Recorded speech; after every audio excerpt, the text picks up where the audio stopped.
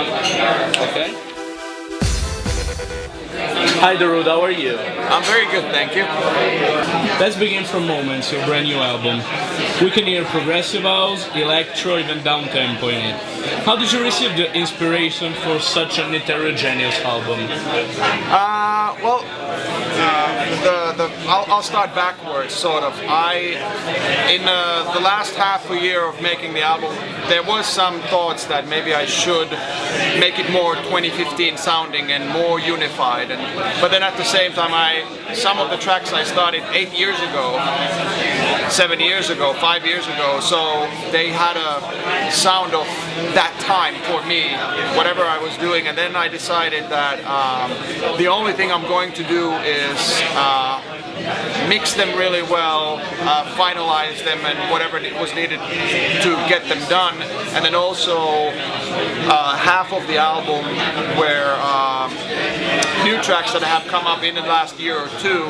And a lot of the tracks have a collaborator, either in writing or production. And so that's how it became so varied. And I decided not to put brakes on the separation of genres and stuff, because I want to believe, egotistically, I'm an artist, I want to believe that they are really good songs.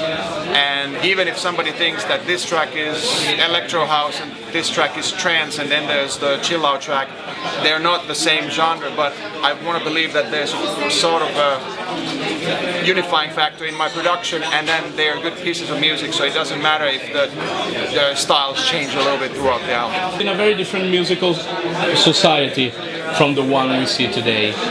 What do you think about this explosion of EDM and superstar DJs? Well, that's not a small question.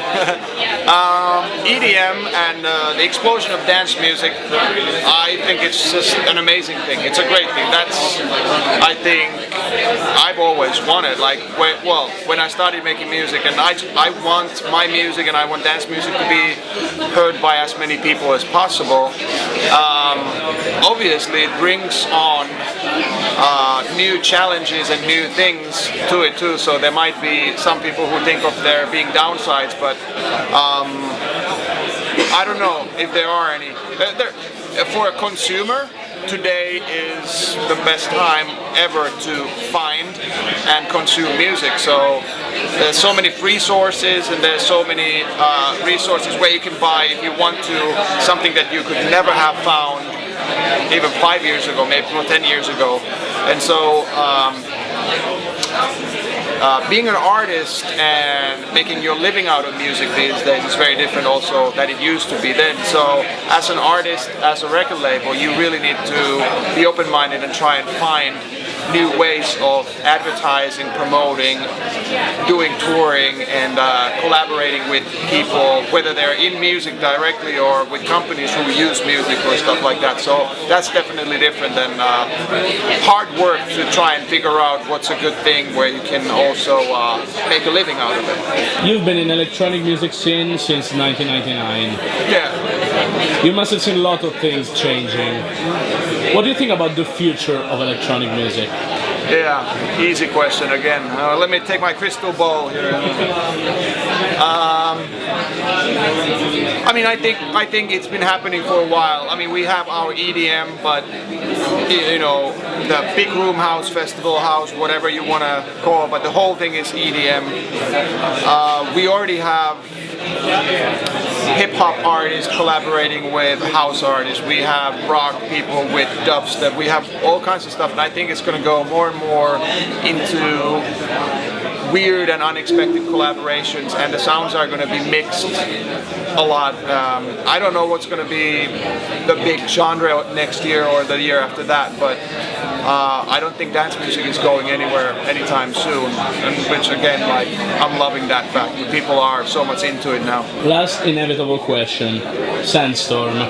How did your life change with this song in 1999? About 360 degrees. I was a student and a part-time computer tech, and didn't really sort of even dream of releasing music, selling music, let alone become a touring artist. So it was within just a few months, 2-3 months, I actually became a touring artist from nothing.